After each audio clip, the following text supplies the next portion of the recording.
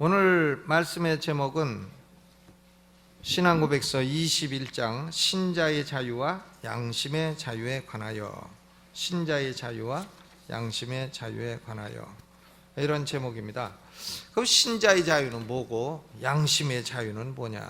이 개념이 조금 달라요. 다르니까 이렇게 두 가지 제목을 놓았겠죠. 여러분, 우리 침례교회 특징이 뭡니까? 침례교회 특징, 침례교회가 뭐냐고 물어보면 여러분 뭐라고 대답하시겠어요? 침수해 주는 거다? 물속에 집어넣는 거다? 그러면 장로교 목사님들이 니네는 물 많다고 자랑하냐? 그럽니다. 그럼 우리는 이제 장로교는 수도꼭지 고장났냐고 이렇게 물이 없냐 이제 이러고 놀리기는 합니다만은 물의 양이 교단의 특징을 결정해 주는 거 아니죠. 그리고 우리 침례교회 특징은 뭐냐면 바로 종교의 자유예요. 자유교회입니다. 우리는 국가교회를 반대하고 자유교회를 지지하는 것이 침례교회의 근본 정신이에요. Free Church. 침례교회가 뭐라고요? 자유교회. 그러니까 자유스럽게 믿고 자유스럽게 교회를 형성하고 국가의 간섭을 받지 않는, 신앙 문제에 관해서 국가의 간섭을 받지 않는 것이 침례교회의 원리입니다. 그러니까 침례교회가 종교의 자유의 선봉장이 되었어요. 그러니까 미국에서 미국 헌법 수정헌법 1조가 들어갈 때에 그 수정헌법 1조가 종교의 자유입니다. 그 수정헌법 1조가 들어가는데 결정적으로 공헌한 사람들이 침례교인들이에요. 아이작 베커스, 존 릴랜드, 이런 침례교회 목사들이 헌법에다가 종교의 자유를 넣어야 된다 해가지고는 미국 헌법이 만들어지고 수정헌법이 나왔을 때에 1792년이죠. 그때 나왔을 때에 그 수정헌법 1조가 뭔가 하면 미국은 종교의 자유를 보장하는 국가다, 이겁니다. 여러분, 종교의 자유라는 게 이게 보통 문제가 아니에요. 우리나라 오랜 역사 있었지만 종교의 자유가 언제 있었어요? 보면은 불교 국가일 때는 불교 안 믿으면 잡아 죽이고, 유교 국가일 때 유교 안 믿으면 잡아 죽이고, 종교의 자유 없습니다. 종교의 자유가 보장된 것은 우리나라도요, 이게 일제시대 이후에요. 종교의 자유라는 게 아주 최근에 누리는 자유인 것입니다. 종교의 자유가 이게 당연히 오는 게 아니에요. 우리 침례교회는 종교의 자유 원리, 이걸 믿고 자유교회를 형성한 것이 침례교회예요.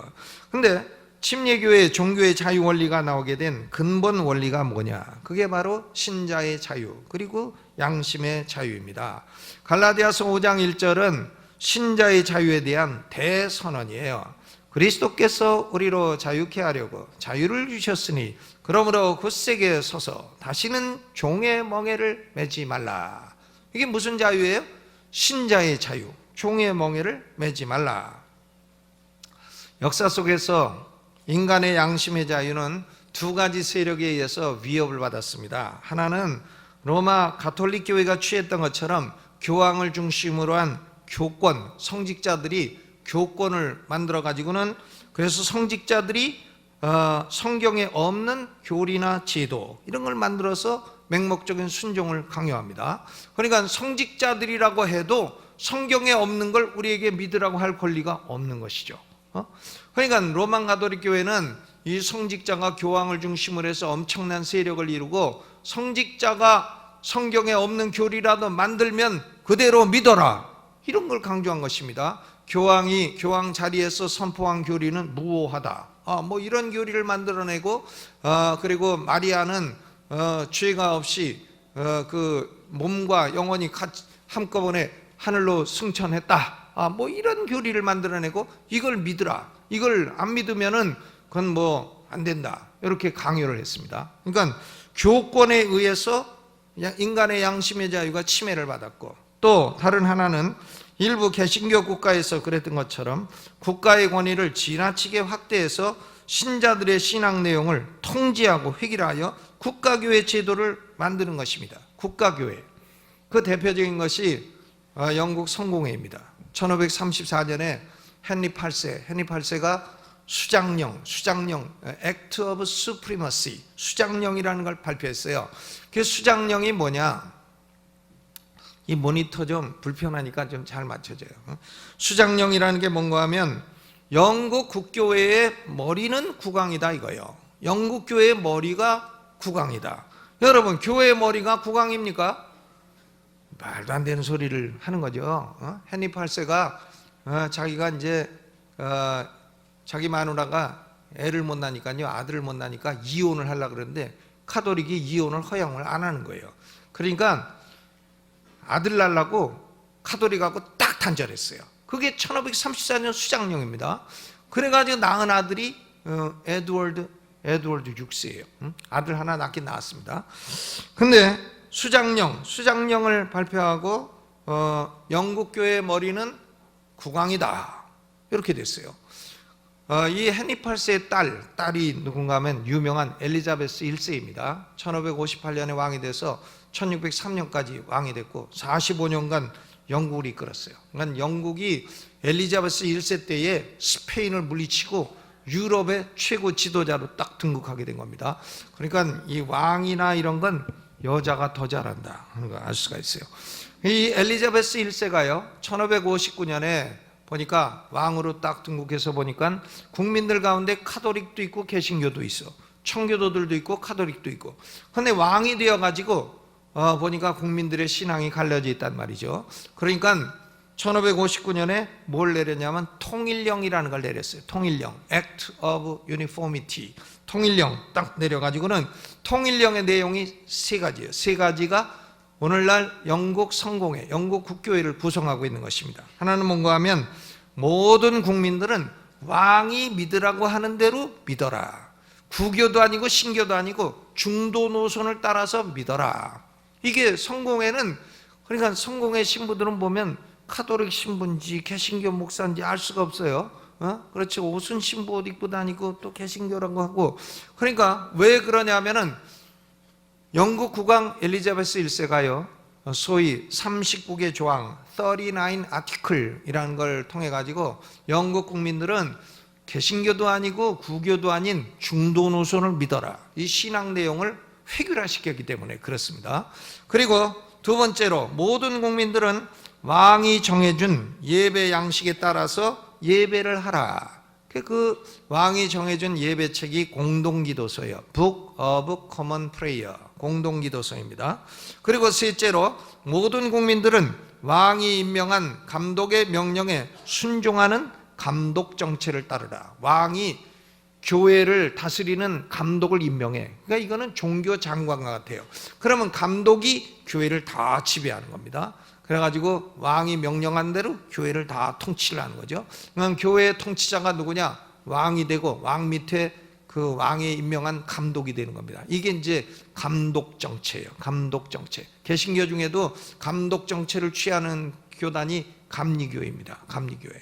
그러니까 감독에 대해서 그 사람들은 왕이 임명한 권위 높은 국가의 행정관 대접을 하게 되는 것이죠.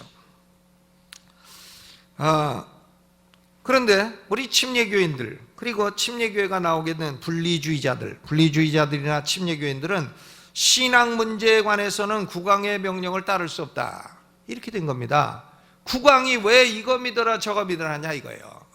우리는 침례교인들은 개신교 신앙을 똑바로 믿기를 원하지 이렇게 어중간한 거 믿기를 원치 않는다 그겁니다. 그러니까 우리는 국가교회에 소속될 수가 없다, 나와서 별개로 교회를 만들어야 되겠다 이래가지고 영국 성공회에서 튀쳐나와가지고 만든 게 침례교회입니다. 이해가 가시죠? 침례교회. 그래서 나온 거예요. 그러니까 침례교회는 국가교회로부터 분리됨으로 인해서 반역자라고 하는 죄목을 쓰고 침례교 목사들은 감옥에 많이 가게 된 것입니다. 철로 역정을 쓴 존 버년도 감옥살이 10년 생활을 했잖아요. 오랜 동안 감옥에 있게 되었습니다. 그런데 루터를 중심으로 한 루터교회나 칼빈, 스빙글리를 중심으로 한 개혁교회도 종교 문제를 정치 관료를 의존해서 개혁을 하려고 했습니다. 칼빈도 정치가들하고 연합해가지고 교회를 개혁하려고 했고 스빙글리도 마찬가지예요. 그래서 이런 사람들을 관료 의존적인 개혁가라, 메지스테리얼 리포머라고 부르는 것입니다. 그리고 이들은 한 국가나 한 지역에는 한 가지 교회만 있어야 된다라고 하는 원리를 강요했습니다. 이런 점에서 루터나 칼빈이나 이 국가교회를 옹호하고 한 지역에 한 교회만 있어야 된다 하는 원리를 강요하고 성공회하고 이런 점에서 크게 다를 바가 없는 것입니다. 오직 침례교회만이 양심의 자유를 완전한 종교의 자유까지 실현한 교파가 침례교회인 것입니다. 침례교회는 교권의 위협도 거부하고 교황이든 뭐든 성경에 없는 얘기 하지 마라 이거예요. 성경에 없는 얘기 우리 안 믿겠다 이겁니다. 교황이 믿으라 해도 안 믿는다 이거예요. 교황이 뭔데 우리에게 이거저거 믿으라 하냐 이거예요. 그리고 국가의 왕이 이거 믿어라 저거 믿어라 해도 왕은 왕일이나 똑바로 하지 신앙 문제에 관해서 우리의 양심을 해치지 마라. 이것이 우리 침례교회의 원리예요. 이해가 가시죠? 침례교회는 교권도 거부하고 또 왕권도 거부하고, 물론 왕이 왕으로서 세속 정치를 하는 권위를 거부한 건 아닙니다. 종교 문제, 신앙 문제에 관해서 간섭하는 걸 거부한 것이죠. 오직 하나님만이 인간 양심에 명령을 할 수가 있고 하나님만이 믿음의 내용을 주실 수 있고 믿을 수 있게 해주시는 분이시다. 이것을 선언한 것이 양심의 자유예요. 양심의 자유가 뭐냐? 양심의 자유가 뭐냐고 물어보면 뭐라고 대답해야 돼요? 하나님만이 내 양심에 이걸 믿어라 저걸 믿어라 명령하고 말씀하실 수 있다는 거예요. 그게 양심의 자유입니다. 그런데 하나님이 이걸 믿어라 하는데 다른 존재가 와가지고 저걸 믿어라 하면 우린 그거 받아들입니까? 못 받아들이겠다 이겁니다. 박근혜 대통령이 와서 하나님은 예수가 구주시라 하는데 박근혜 대통령이 이거저거 다 믿어라 그러면 받아들입니까 우리가? 받아들여야 안 받아들여요? 절대 못 받아들이죠. 당신 일이나 똑바로 하라 그러지 우리가 그걸 받아들일 수 없습니다. 그러니까 이게 양심의 자유예요. 양심의 자유는 아주 중요한 것입니다.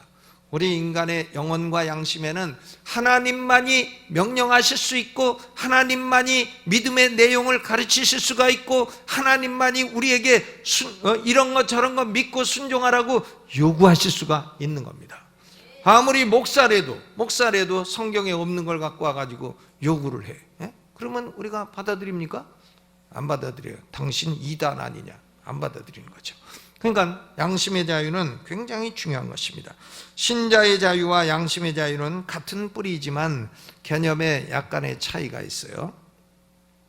신자의 자유가 포함하는 내용은 무엇인가? 1항을 같이 읽어보시죠. 1항 읽어보시죠. 시작.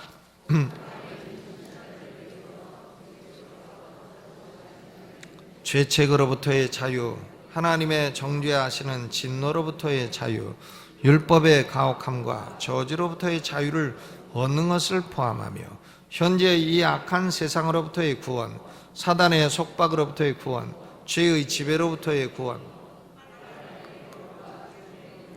고통으로부터의 구원, 무덤의 승리로부터의 구원, 그리고 영원한 정죄로부터의 구원을 포함한다. 아울러 하나님께 자유로이 접근할 수 있는 자유와 노예 같은 두려움이 동기가 아니라 어린아이 같은 사랑과 자발적인 마음이 동기가 되어 하나님께 기꺼이 순종하는 것을 포함하는 것이다. 이 모든 내용은 율법 아래에 있던 신자들에게도 공통되는 것이다. 그러나 신약에서의 신자들의 자유는 더욱 확대되었는데 유대교회가 복종하였던 의식적 율법의 멍에에서 자유함을 얻고 대개 율법 아래서 믿던 사람들보다 더 큰 담력을 가지고 은혜의 보좌에 접근할 수 있으며 하나님의 자유하신 영과 더 충만한 교제를 나눌 수 있다 그랬어요. 신자의 자유가 포함하는 내용이 1항에 설명이 되어 있는데 그냥 읽으니까 졸리기도 하고 복잡하기도 하고 이제 잘 모르죠. 여러분, 신자는 성경에 보면 두 종류의 신자가 있어요. 하나는 구약의 신자, 구약의 성도가 있고 또 하나는 신약의 성도가 있습니다. 구약의 성도들은 율법 아래에 있는 신자들이라고 되어 있고 신약의 성도들은 복음 아래에 있는 신자들, 이렇게 되어 있습니다. 그러니까 신앙고백서에는 이 두 가지 개념을 구별을 해서 두 종류의 신자가 누리는 자유의 범위가 다르다 그랬습니다. 먼저 복음 안에 있는 신자들이 누리는 자유는 뭔가? 우리 예수 믿는 사람들이 지금 교회 시대에 예수 믿는 사람들이 누리는 자유가 뭔가? 자유라고 하는 말은 소극적인 면으로는 무엇으로부터의 자유, freedom from what? 무엇으로부터 자유를 얻었냐라는 측면이 있고, 적극적인 면으로는 무엇을 할 수 있는 자유를 얻었느냐, freedom for what? 무엇을 위한 자유를 얻었느냐 하는 측면도 있습니다. 먼저 신자들이 얻은 소극적 자유는 세 가지 측면이 있어요. 세 가지가 있습니다. 첫째는 죄책으로부터의 자유입니다. freedom from guilt, 죄책으로부터의 자유. 죄책이라고 하는 말은 죄의 결과로서 인간이 져야 할 책임을 가리키는 것입니다. 죄에 대해서 인간이 져야 될 책임은 지옥의 형벌이에요. 여러분, 죄가 있으십니까? 죄에 대해서 책임을 지시겠습니까? 그러면 지옥 가야 돼요. 죄책은 지옥의 형벌이에요. 그런데 신자들은 지옥의 형벌을 받아야 될 죄책에서 자유하게 되어서 천국에 들어갈 수 있게 된 것입니다. 천국에 들어갈 수 있는 완전한 법적인 의를 얻게 된 것입니다. Forensic righteousness, 법적인 의를 얻게 되었다. 그래서 이런 자유를 칭의라고 부릅니다. 우리는 칭의를 통해서 죄책으로부터 자유를 얻게 됐어요. 여러분, 지옥 가십니까? 안 가죠. 가려고 해도 안 됩니다. 지옥 갈 수 없어요. 우리는 지옥으로부터 이제 자유를 얻은 거예요. 이게 죄책으로부터의 자유입니다. 두 번째는 죄의 영향력으로부터의 자유입니다. 우리 신자들이 세 가지 원수가 있잖아요. 첫째 원수는 세상이고, 둘째 원수는 마귀, 그리고 셋째 원수는 우리 안에 있는 죄성, 육신이라고 불리우는 죄성이에요. 이 세 가지가 성도의 원수입니다. 그런데 이 세 가지가 우리에게 끊임없이 영향력을 미치고 있는데 우리는 이로부터도 자유를 얻게 되는 것이죠. 그런데 이 죄의 영향력으로부터의 자유는 단번에 완성되어지는 것이 아니고 평생에 지속적으로 이루어지게 되는 것입니다. 그래서 이런 자유를 성화, sanctification 이라고 부릅니다. 그 다음 셋째로는 죄의 존재로부터의 자유입니다. 신자들은 사망으로 말미암아 죄의 존재로부터 완전히 해방되는 겁니다. 우리가 죽으면 죄 짓고 싶어도 안 돼요. 죽어서 이제 이 육체를 떠났다, 영혼과 육체가 떠나면 죽는 거예요. 근데 영혼이 육체에서 떠났다 그러면 죄 짓고 싶어도 그때는 안 되는 겁니다. 그렇죠? 죄의 존재 자체로부터 완전히 해방됩니다. 신자의 영혼은 낙원에 거하다가 그리스도의 재림 시에 육신의 부활을 얻어서 새하늘과 새 땅에서 영생을 하게 되는 것입니다. 죄를 지을 수가 없는 존재가 되는 것이에요. 그래서 이런 자유는 미래적인 자유이고, 이런 자유를 영화, glorification이라고 부르는 것이죠. 그러니까 우리는 칭의로서 죄의 책임으로부터의 자유, 성화로서 죄의 영향력으로부터의 점진적인 자유, 그리고 영화로서 죄의 존재로부터의 미래적인 자유를 얻게 된 것입니다. 이것이 신자가 누리는 3대 자유예요. 아멘. 그러면 우리 신자들이 얻은 적극적인 자유는 뭐냐? 적극적인 자유는 두 가지입니다. 첫째로는 하나님께 자유롭게 접근할 수 있는 자유예요. 여러분, 우리가 하나님께 자유롭게 접근할 수 있습니까? 그게 뭐 아무나 되는 겁니까?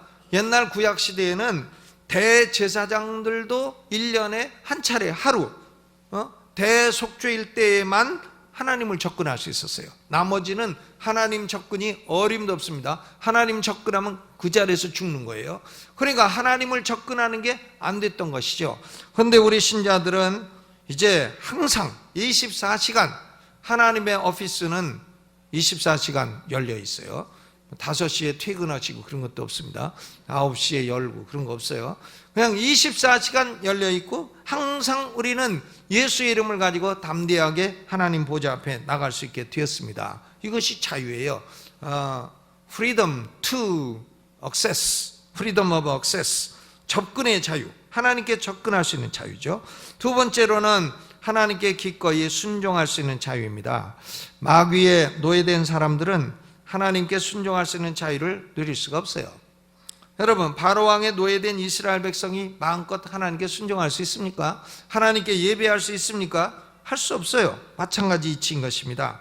신자들은 노예 같은 두려움이 동기가 되어서 하나님께 순종하는 것이 아니라 자발적인 마음과 하나님을 향한 사랑이 동기가 되어서 순종하는 자유를 누리게 되는 것입니다. 접근의 자유, 순종의 자유, 마음껏 예배할 수 있는 자유, 접근의 자유, 예배의 자유, 그것을 우리 신자들이 누리게 되는 것입니다. 그렇다면 이것은 복음 아래에 있는 신자들이 누리는 자유인데, 율법 아래에 있는 구약의 신자들이 누리던 자유는 무엇인가? 율법 아래에 있는 신자들, 복음 아래에 있는 신약의 성도들이나 율법 아래에 있는 구약의 성도들이나 공통적으로 누리는 자유의 내용은 세 가지입니다. 첫째로, 구약의 성도들도 믿음으로 말미암아 의롭다함을 얻었습니다. 로마서 4장 3절, 성경이 무엇을 말하느뇨? 아브라함이 하나님을 믿음에 이것이 저에게 의로 여기신 바 되었느니라. 여러분, 구약 성도들도 어떻게 의로운 사람이 됩니까? 믿음으로 얻은 거예요. 똑같아요. 신약 성도와 똑같습니다. 믿음으로 의를 얻는다. 똑같아요. 또 두 번째로, 구약의 성도들도 믿음으로 말미암아 죄의 세력으로부터 승리를 얻게 되었습니다. 믿음으로 구약의 성도들도 죄와 싸워 이길 수 있게 됐어요. 히브리서 11장 33절로 34절에 저희가 믿음으로 나라들을 이기기도 하며 의를 행하기도 하며 약속을 받기도 하며 사자들의 입을 막기도 하며 불의 세력을 멸하기도 하며 칼날을 피하기도 하며 연약한 가운데서 강하게 되기도 하며 전쟁에 용맹되어 이방 사람들의 진을 물리치기도 하며 믿음으로 다 죄의 영향력을 물리쳤습니다. 구약 성도들도 죄책으로부터의 자유를 믿음으로 받았고, 죄의 영향력으로부터의 자유도 믿음으로 받았고, 세 번째로 구약의 성도들에게도 성령이 역사하셨고 성령의 능력을 주셨습니다. 그러나 구약의 성도들에게는 성령이 내주하지는 않으셨고 불순종하면 떠나갔어요. 여러분, 지금 우리가 이 시대에 성령이 우리를 떠나십니까? 성령이 우리 안에 와 계신데 내가 좀 잘못하면 가요?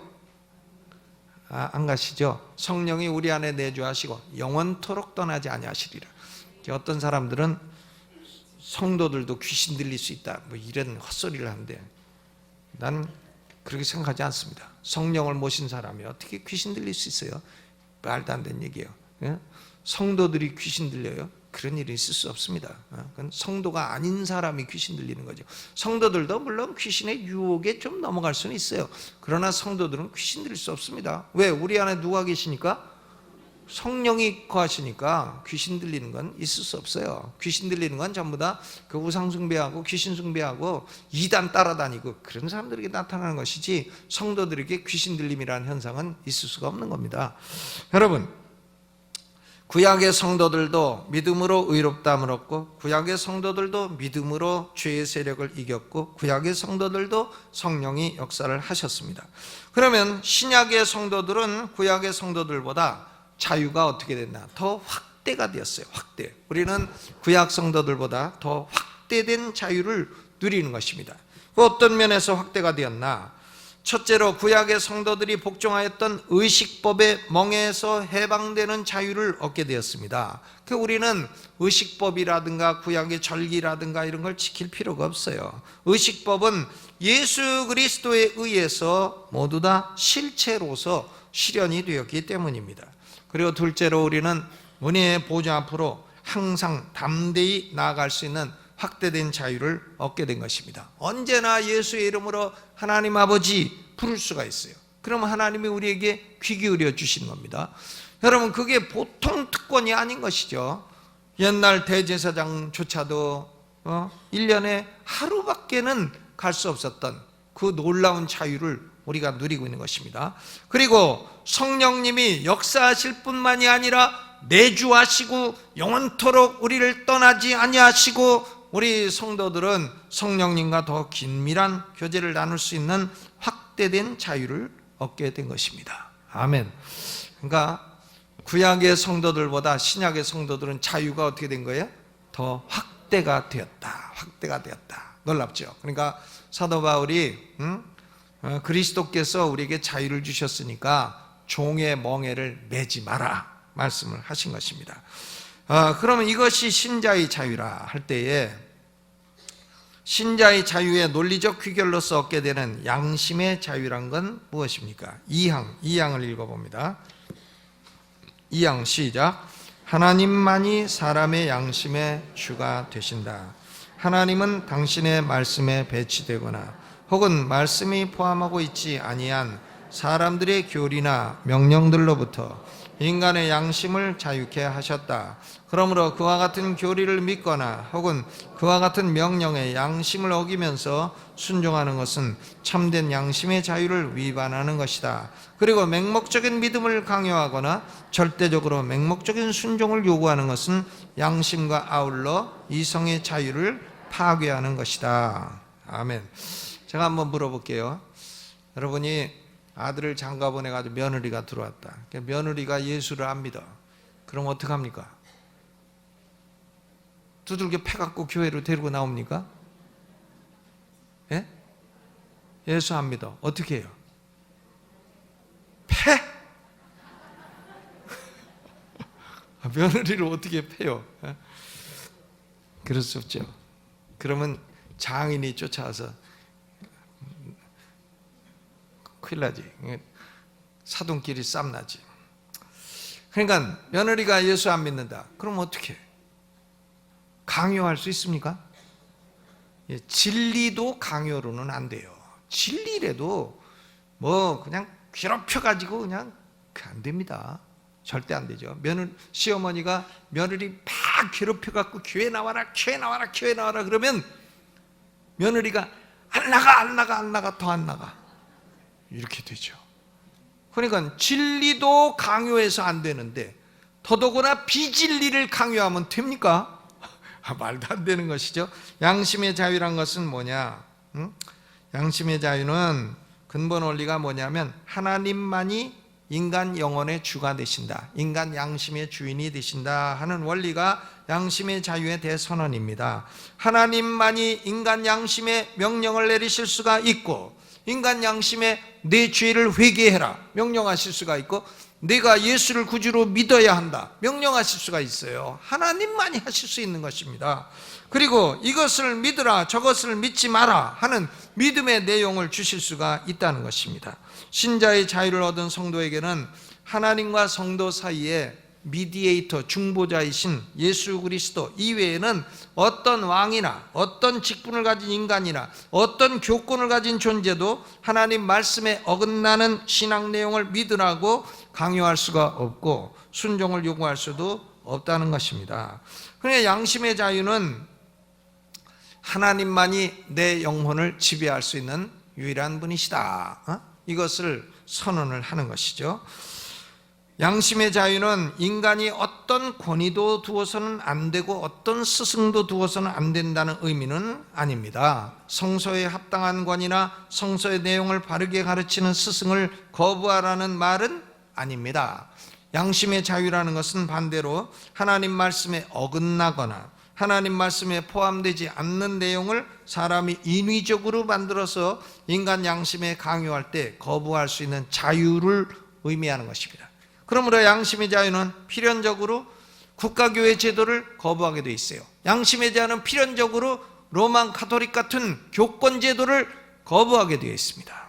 침례교회는 교권 제도가 아니에요. 그러니까 뭐 총회장이 와갖고 내가 총회장한테 거들먹거려봐야 소용없어요. 뭐 총회장 와도 마음에 안 드는 사람은 사무실에 인사도 안 시켜요. 총회장이라고 해서 거들먹거려봤자 소용없는 얘기예요. 그것은 아무런 와가지고 내가 총회장이니까 이 교회는 내 말 믿어라 해봐야 저만 바보 되는 거예요. 요구할 수 있는 아무런 권리가 있지 않습니다. 양심의 자유는 로마 캐톨릭 같은 교권 제도도 거부하고 또 국가교회 제도, 루터교회 같이 국가교회 제도, 개혁교회 같이 국가교회 제도 이런 걸 거부하고 우리는 종교의 자유를 주장하게 되는 것입니다. 여러분 지금은 국가교회라 해도 종교의 자를 다 주고 있어요. 그러니까 침례교회 원리가 옳다는 것이 입증이 된 거죠. 미국에서 로드 아일랜드주의 프로비던스의 로저 윌리엄스라는 사람이 1639년에 침례교를 세울 때예요. 그때 영국 국왕이 야 네가 자유를 달라고 하니까 한번 로드 아일랜드라고 하는 조그만 주에다가 한번 실험을 해봐라. Religious experiment를 해봐라. 종교적인 실험을 해봐라. 그러니까 지금도 로드 아일랜드 주의 프로비던스의 그 주지사 사무실에 가면 여기는 실험하는 곳이다 이렇게 써 있어요. 실험, 종교적인 실험을 위해서 한번 자유를 주어본 곳이다. 종교의 자유를 주면 로드 아일랜드가 망하는가 흥하는가 보자. 그러나 지금은 로드 아일랜드뿐만 아니라 미국 전역이 종교의 자유를 주는 국가가 되었습니다. 여러분 우리도 지금 종교의 자유가 없다면 어떻게 되겠어요? 종교의 자유가 없어갖고 국왕이 딱 대통령이 불교 신자가 되면 교회는 다 문 닫아라 그럴 거 아니에요? 또 그러다가 카톨릭 교인이 딱 대통령이 되면 불교는 절은 문 닫아라, 교회도 문 닫아라. 그 다음 또 장로가 대통령이 딱 되면 불교는 문 닫아라. 아유 그러면 맨날 쌈질만 하다가 나라 망하고 그렇게 될 거 아니겠습니까? 그러니까 이 종교의 자유라는 것은 현대사회의 필연적인 것이고요, 하나님의 원리인 것입니다. 이 양심의 자유, 종교의 자유는 국가교회 제도를 거부하고 교권 제도를 거부하는 것입니다. 만약에 박근혜 대통령이 와가지고는 앞으로 침례교회를 대한민국 국가교회로 만들어 주겠습니다, 침례교회 목사는 다 국가에서 월급을 주겠습니다, 그러면 우리는 환영해야 돼요, 말아야 돼요? 그런 거 간섭하지 말라고 해야 됩니다. 목사 월급을 국가가 왜 주냐 이거예요. 여러분 어떤 분은 그래요. 목사들이 부패하고 타락해가지고 국가가 딱 장악해갖고 월급도 주고 감사 빼야 된다고. 말도 안 되는 무식한 소리를, 양심의 자유를 어긋나는 아주 무식한 소리예요. 여러분 루터교회 국가가 월급 줍니다. 루터교회 한번 가보세요. 독일에 교회들 어떻게 됐나? 국가가 월급 주면 목사가 어떻게 되나? 12시에 가도 파자마 입고 나와. 12시에 가도 그때까지 자고 있어. 뭐 일 열심히 하나 안 하나, 전도 하나 안 하나, 설교 잘하나 못하나, 안 쫓겨나. 국가가 월급 주니까. 뭐 성도들이 뭐 열심히 낼 것도 없어, 헌금 내라고 할 것도 없어, 추수감사절 감사헌금 내라고 말할 필요도 없어. 왜? 국가가 국민 월급에서 다 띄어 헌금을 띱니다. 띄어가지고 목사한테 월급을 주어. 그러면 목사가 여러분 열심히 일합니까? 그러지 않죠. 그러니까 교회들이 전도도 안 하고 성경 공부도 안 하고 설교도 똑바로 안 하고 다 찌그러져 가지고 예배당은 엄청나게 큰데 교회는 몇 명 되질 않아. 왜? 국가가 월급 주니까 그런 거예요. 국가교회 망하는 겁니다. 교회가 망하는 첩경이 국가교회예요. 국가교회를 한 나라 치고 교회가 망하지 않은 나라가 없어요. 그러니까 그런 헛소리는 아주 무식한 헛소리, 마귀소리예요. 국가가 목사를 관리하고 장악해갖고 국가가 월급 주고 감독을 해야 된다. 누가 감독을 해? 국가가 어떤 분이? 여러분 그러니까 양심의 자유는 요구하는 내용이 있습니다. 먼저 정치 지도자들이나 종교 지도자들에게 요구하는 내용이 있어요. 성경과 어긋나는 내용을 성도들에게 강요하고 절대적이고 맹목적인 순종을 요구하는 것은 양심의 자유를 파괴하는 짓입니다. 옳은 진리라고 해도 전도와 설득으로서 인간 양심에 요구하는 것이 옳습니다. 바른 모범과 설득과 그리고 사랑을 가지고 사랑을 해서 사람들이 감동을 받아가지고는 인간 양심이 내가 저 진리를 받아들이겠다 이렇게 되는 것이지, 총과 칼과 국가 권력을 가지고 강요하는 것은 양심의 자유를 말살하는 짓인 것입니다. 그렇게 해서는 안 되죠. 국가 권력이나 무력으로 진리가 믿어지는 것이 아닙니다. 오직 하나님만이 성령의 역사로 인간 양심의 진리를 가르칠 수가 있기 때문인 것이에요. 그러니까 국가 지도자들도 어설프게 종교 문제에 간섭하지 마라. 종교를 이거 믿어라 저거 믿어라 하지 마라. 이런 교파 저런 교파 하지 마라 이것입니다. 또 목사들도요 정치한다고 돌아다니지 말아야 되는 거죠. 목사들이 목회를 해야지 정치한다고 돌아다니고 정당 만들고 돌아다니고. 어떤 분이 나한테 그래. 훌륭한 목사님이 계신데 당신도 거기 정당 하는데 좀 가다 말라고. 그래서 어느 분이 훌륭한 목사님이냐니까 누구 한 분 이름을 대요. 그래서 내가 그분 하는 거는 옳은 일이라도 안 가겠는데 나쁜 일을 그렇게 하고 있으니 난 더 못하겠다. 그분 얘기라면 말도 꺼내지 마라. 그랬습니다. 여러분, 그렇죠. 그러니까 정치 지도자는 목적이 있어요. 국민을 안전하게 해주고, 땅굴이 있으면 찾아내고, 또 북한이 우리한테 총 쏘면 우리는 갚아가지고 다시는 못 쏘게 만들고, 국민을 안전을 지켜줘야 되죠. 북한이 핵무기를 가지고 있으면 우리도 미국과 연결을 딱 해가지고 핵무기를 쏠 때는 막을 수 있는 우리 핵무기도 갖고 있어야 되고, 그런 것이죠. 정치적인 안정을 꾀하고 또 경제를 부흥시키고 그런 거 해야지 공연히 교회에다가 이거 믿어라 저거 믿어라 이런 거 해서는 안 된다는 것입니다. 국가 지도자도 그런 짓을 해서는 안 된다. 그리고 성도들에게 요구하는 내용도 있어요. 양심의 자유는 성경과 어긋나는 교리를 권력이라든가 교권의 압박에 못 이겨서 양심을 거스르면서 순종하는 것은 스스로 양심의 자유를 위반하는 것입니다. 예를 들어서 국가교회가 옳지 않다, 카톨릭 교회가 옳지 않다, 그러면 나와야지. 거기 그냥 있어. 나가면은 여러 가지 손해 보는 것도 있고, 우리나라는 카톨릭 국가인데 내가 나가면은 공무원도 안 되고 손해 보는 게 많습니다. 그러니까 난 있으면서 진리를 믿겠습니다. 그런 거 아니에요? 나는 이 안에 있으면서 진리를 믿겠습니다. 그러니까 저는 카톨릭 교회 안에도 진리를 믿는 사람은 있다고 생각합니다. 구원받은 사람은 있다고 생각해요. 교회하고 교인하고는 구별해야 된다고 생각을 해요. 그런데 교인이요, 자기가 속한 교회가 옳지 않은 걸 요구를 하고 강요를 한다. 그러면 거기에 어떤 이익이나 교권에 못 이겨서 거기 순종하고 있는 것은 스스로 양심의 자유를 위반하고 있는 것이다. 그런 말씀인 것입니다. 양심의 자유는 엄청나게 중요한 것이고요. 양심의 자유로 말미암아 우리 침례교인들은 엄청나게 많이 죽었어요. 국가교회를 반대하다가 엄청나게 많이 감옥에 가고 많이 죽기도 하고, 미국의 침례교회도요, 미국 청교도들이 맨 처음 미국 가가지고 종교의 자유를 위해서 준 줄 아십니까? 미국 청교도들이 종교의 자유를 줬다고요? 아닙니다. 미국이 처음 가가지고는 회중교회라고 하는 컨그리게이셔널 처치를 국가교회로 만들어 놓고 매사추세츠에서 침례교인들이 나오니까 예배당 못질을 했어요. 예배당 닫아버렸습니다.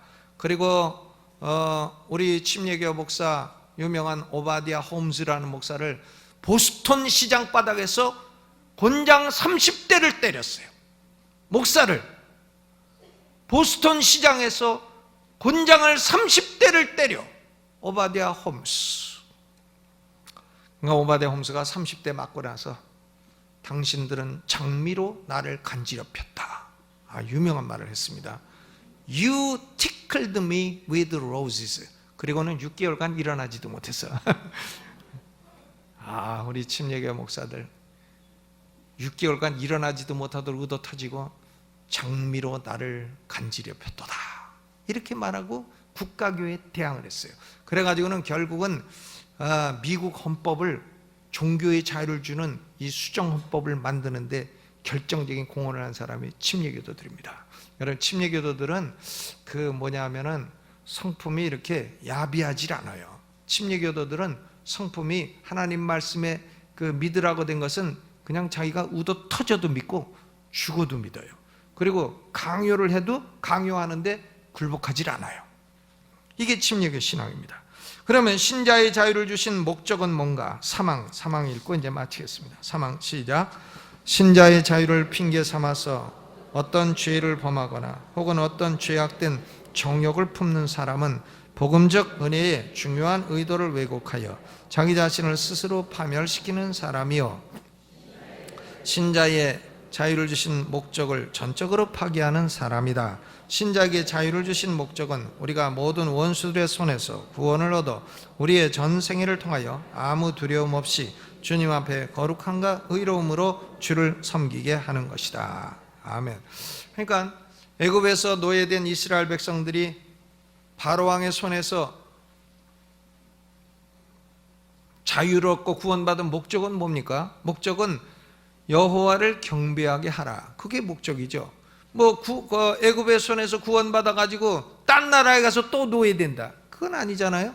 애굽의 바로 왕에서 노예에서 해방되어 가지고 여호와를 경배하게 하라. 그러니까 우리가 죄와 마귀로부터 구원받아 자유를 얻어 구원받게 된 것은 그 목적이 뭐냐면 여호와 하나님을 자유스럽게 경배하도록 하는데 목적이 있는 것입니다. 그런데 이상한 것은요, 이 자유라는 말을 자꾸 쓰게 되면 자유라는 말을 왜곡하는 사람들이 꼭 나오게 되어 있어. 자유를 방종으로 여겨. 방종. 나는 자유를 얻었다, 나는 이제 지옥을 안 간다, 나는 이제 천국 갈 사람이 되었다. 목사님이 그러는데 지옥 가긴 다 틀렸다고 하더라. 야, 그러면 오늘부터 술 한잔 좀 먹고 오늘부터 내가 마음대로 살아도 천국 갈 수 있겠구나. 여러분, 자유를 이렇게 방종으로 사용하게 되면 어떻게 됩니까? 1. 그러면 못 쓰느니라. 2. 그러면 안 되느니라. 3. 그러면 우도 터지느니라. 몇 번 말씀드렸죠? 우도 터진다고. 자유를 방종으로 이용하면 안 됩니다. 더구나 제가 침례교에서 이제 신학을 가르치다 보니까 어떤 사람들은 이 침례교가 영혼의 자유를 믿는다, 이걸 가지고 자유주의 신학을 할 자유라고 생각을 해. 자유주의 신학을 마음대로 할 수 있는 자유다. 여러분, 신자의 자유, 양심의 자유가 자유주의 신학을 마음대로 할 수 있는 자유가 아닙니다. 이것은 성서의 진리에 어긋난 자유주의 신학을 말하고 가르치는 것은 성서의 진리에 어긋난 것을 받아들이지 말라고 하는 신자의 자유, 종교의 자유를 정면으로 우롱하는 처사인 것입니다. 근데 보면 다 침례교는 뭐냐? 자유정신이다. 그러니까 자유주의 신학을 해도 되겠다. 이런 것은 그 근본 목적을 아주 우롱하는 그런 짓인 것입니다. 결론을 맺겠습니다. 우리 성도들은 신자의 자유와 양심의 자유, 이 두 가지 자유를 갖고 있고요, 이 자유는 빼앗기지 말아야 됩니다. 그리고 왜곡하지도 말아야 됩니다. 하나님이 우리 성도들에게 자유를 주신 목적은 두려움 없이 하나님을 기쁜 마음으로 자발적으로 경배하도록 하기 위함인 것입니다. 자유를 얻은 우리는 마음껏 항상 자유스럽게 하나님께 접근해 나갈 수 있고, 그리고 하나님과 교제할 수 있고 하나님의 축복을 받을 수가 있는 것입니다. 출애굽기가 이 진리를 그림처럼 잘 보여주고 있는 것입니다. 자유를 얻어 하나님을 경배하는 성도가 되시기를 주의 이름으로 축원합니다.